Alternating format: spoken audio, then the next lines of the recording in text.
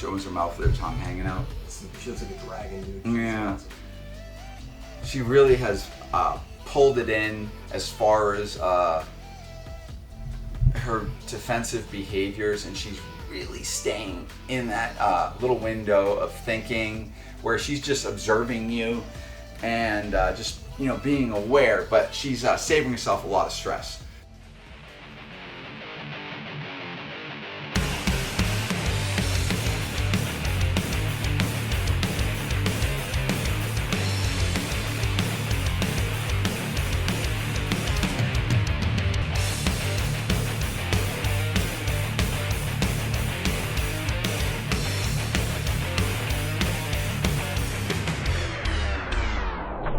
What I really like about these guys is their intellect. They're highly intelligent. They're calculating animals. They adjust their behaviors, generally I'd say to whatever the threat or the perceived threat in front of them is. But king cobras, for the defense, they act tough. A lot of, you know, bluff striking, a lot of, you know, holding their ground, rushing you, all that different stuff. And all that really is to cause you to back up and leave them be and give that snake a chance to actually escape. Because venom from a king cobra is actually a really poor method of defense. So if this animal was, you know, encountered, we're going to say like an elephant or something like that. If it encountered something that goes over near it, and if it were to step on it, the venom doesn't do anything, because the venom's going to take quite a while to actually disable like some of these larger predators. So this aggro behavior, this just trying to scare you, and basically she's advertising the fact that you don't want to mess with her and she's bad news. Really smart. And what's really interesting about king cobras is you, for the time and energy that you put into them, you can basically adjust their behavior and teach them to trust you. And once an animal trusts you, it's not really interested in using any of its defensive weaponry.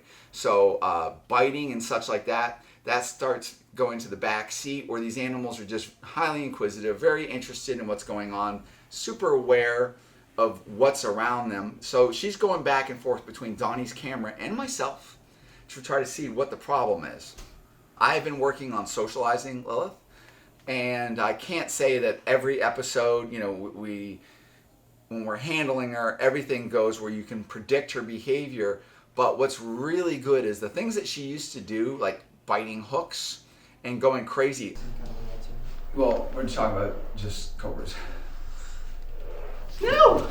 I couldn't even sit in front of her or kneel in front of her without her rushing me and actually threatening my safety. So she's really taken some time. And the way I did that is I built threads of trust. So I have small episodes with her where nothing bad happens to her. And right now, she's thinking. So her brain is recording things and she's assessing and assessing and assessing. And so if you do not hurt her or really scare her or push her beyond her comfort zone, she will then adjust her behavior, and she learns that you're not something that she needs to lose her mind over and become very defensive or try to bite you or whatever. So more time that she's going to spend in her thinking mode. Because once they go into a fear mode and a defensive mode, thinking pretty much goes down, and we start getting really outrageous behaviors from king cobras like this, where they come after you, they're biting, they're chewing on things, they'll go after the hook, they'll go after your feet, they'll go after microphones.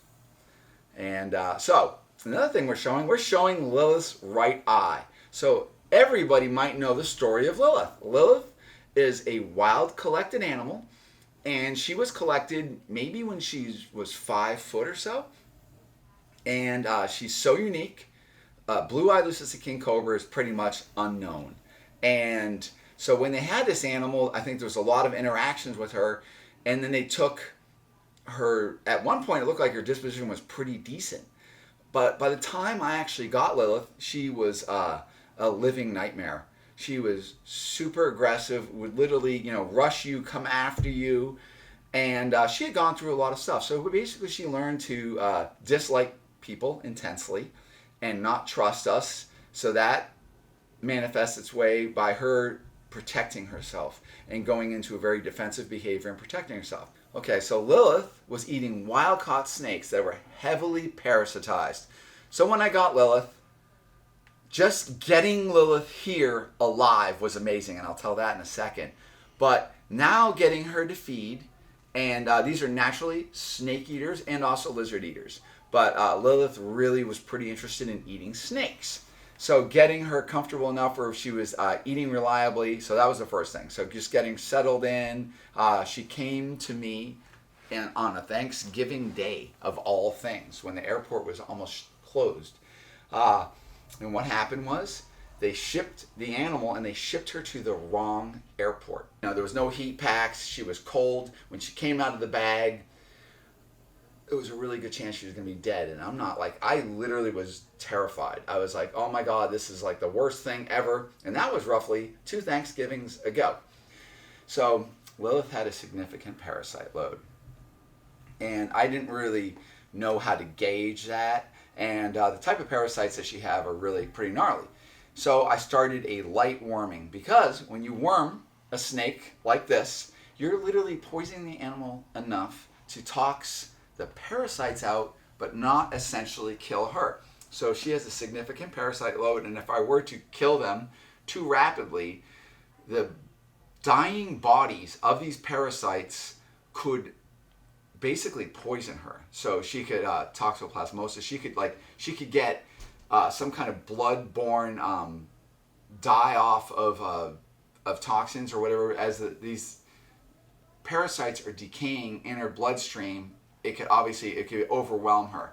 So if you worm them too quick, you could cause the organic material that's inside her dying to poison her. And another thing is, a lot of these different wormers, there's different way wormers work. Some wormers will actually starve the parasite and affect its glucose uptake. Other ones will actually attack the nervous system of the parasite. Other ones will sometimes strip the waxy sheath that allows the parasite to live in the GI tract. Well, all these things considered, I was scared about worming Lilith. So I took a very slow approach. One day, I went in Lilith's box, and when I saw her, she had a swelling underneath her eye and her mouth, and she has a little duct underneath her eye and inside her mouth. And if that swells up, that actually what allows this fluid to go in and out of the eye. And I thought, okay, maybe she had an infected tooth. So I opened up her mouth. We did video on that. You could see her fang sheath and all that. Didn't look like an infection. Her parasite load was starting to become a problem. There was a couple different subcutaneous lumps which were parasites, and I think one of these was a parasite that went to the little area under her eye. So her right eye has a little bit of skin, and the parasite, I think, went in there and resided there, and I had this lump. I wasn't going to excise it and cut it out. So what I did, through the worming and slowly killing off these parasites, her body then absorbs them, and she's to the stage where she is now. She's doing well. She's over 9 foot. She's grown quite a bit. Ultimately, the idea would be to breed Lilith. One thing that was very important in me getting Lilith after locating her was having a very good friend of mine, Andre, and my buddy Tawny, who both helped me get her to me after locating her and actually get to me alive. Obviously a lot of money involved, but also it's just the success of being able to transport something like this without harming it. Hold on. I got you. Yeah. King Cobra. People want to see them hood up. They want to see the dramatic behavior. She tends to go to that real easily. What I'm struggling to do is actually trying to have a give and take with her, where she thinks right now, where she's thinking big time, long tongue flicks, assessing everything, not biting, and she's allowing herself to stay stationary, which means she's not overly threatened where she has to dash about, where she feels like, you know, her life is in danger. Right now we're just kind of working on this behavior, but this is definitely one of the most aggressive king cobras I've ever worked with. Originally, she just really stuck to it. I have other kings and they tend to be quite nice. They're all, you know, captive born animals, and that really helps a lot, and she is obviously an imported animal. If something went wrong with Lilith, would that deter you from maybe importing Cobras again from another country? I don't want to import Cobras. Like, I have a group of king cobras which allow me, I like them for education, and obviously the species to me is significant. I'm gonna wait for her for a sec. Do you think maybe you were like rescuing it from the situation it was in? Is that like a way you? I paid a lot of money for Lilith. I paid more than anybody else was willing to pay to secure it, and at the time I thought I was just super ridiculous. I had no affinity for her. I had no understanding other than it was a blue-eyed leucistic king cobra. And all right, I guess I really want to have that in my life. So my friend Andrew, who was dealing with her, he says she wants to kill me, and that's all. He was like, I want to ship her because she's, he was keeping her, and she was super smart, super scary. And it was not his favorite thing, but he was so wonderful helping me do that. And then it went off to my buddy, who then got the animal to me. But I don't like doing it because there's too many variables, especially now in the day of COVID. There's way too many variables, canceled flights and delays that could easily cost an animal like this her life. And I'd much rather her to have stayed there as opposed to me getting her and her being dead. Oh, look at that. You see that? Yeah. She peekabooed you. Yeah. I do want to point out, I didn't get Lilith, so I didn't get her like, okay, I'm going to have more fodder for my social media. I literally got Lilith because I love the idea of Lilith. I love the idea of one of the most well-known venomous serpents in the world, which is a king cobra, and considering it's a leucistic animal, so a blue-eyed leucistic animal. So this is the command that says, don't create pattern and pigment. So we're actually looking at almost like a blank canvas. Before, even you, Donny, you probably remember how she would like mindlessly lunge at the camera? Yeah, I remember that. And see how she's changing her behavior now? And this is all just about earning that. And because she's so smart. So this is a thinking animal that is adjusting its behavior once it assesses threats through interaction with people and decent interactions. She's not loving being interacted with. This is literally just a level of her tolerance, how much she can tolerate me. Right now, she's just tolerating me a little bit better than she was maybe months ago. But she's still really concerned by the hook. Hi, sweetie. Before, she used to bite the hook.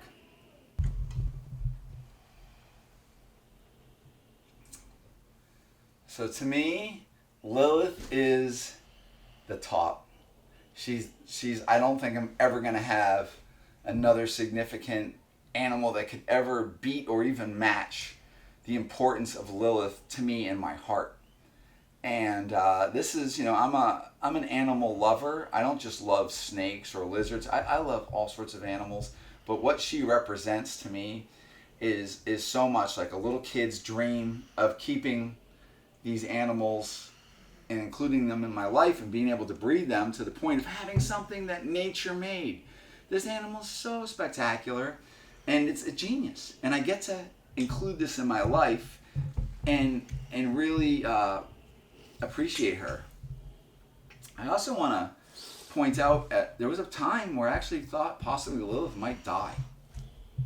Yeah. And that was a really stressful time because parasites are really tricky. Even my supposed het leucistic king cobra, he was being fed some wild caught snakes and he had a huge parasite problem too. So dealing with any king cobra that has ever fed on parasitized animals, that can come with a whole bunch of problems, and that might not manifest itself for quite a while, and then all of a sudden you have a problem and you're going to have to deal with it. Lilith is now big enough to breed. I have a het that I've been raising. He's not quite big enough yet, and I'm kind of torn with the idea, do I breed her to one of my other kings and make heterozygous animals, or do I hold out, I don't know how long, and give it a shot to try to breed her to the leucistic. So if I were to breed her to a wild type, a typical, let's say, Malaysian king, the resulting babies will all be heterozygous for the blue-eyed gene of leucism, but I would expect them to be visually different. And that's something that we see in incomplete dominance genetics. We see a visual phenotype, which indicates the genotype for leucism. So they're visually het leucistic king cobras, and when they're bred together, that is the homozygous. That's the full expression of that gene. And Lilith is the homozygous version of blue-eyed leucism. And if I breed her a wild type, all resulting babies will be heterozygous. I probably want to talk about Dingo. Dingo loves king cobras. And Dingo and I have been doing some live Instagram lives and YouTube and whatnot. And we're doing that kind of going back and forth because we've become fast friends and we have such equal admiration for king cobras. But Dingo's been really busy doing all of his educational stuff. So during the Mondays, he's been really caught up. And so we haven't been able to do anything for a couple weeks, but that will resume. And I will tell you this much, I know Dingo really likes the idea of a blue-eyed leucistic king cobra. So if I were ever to make any hets or visuals, Dingo's absolutely going to be one of the top people on that. I believe that blue-eyed leucistic king cobras would be magnificent examples of just snakes in general in zoos, and it would be just a good representation of these magnificent creatures.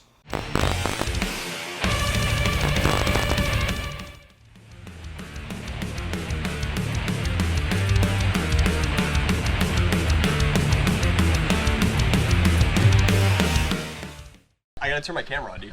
You didn't turn your camera on!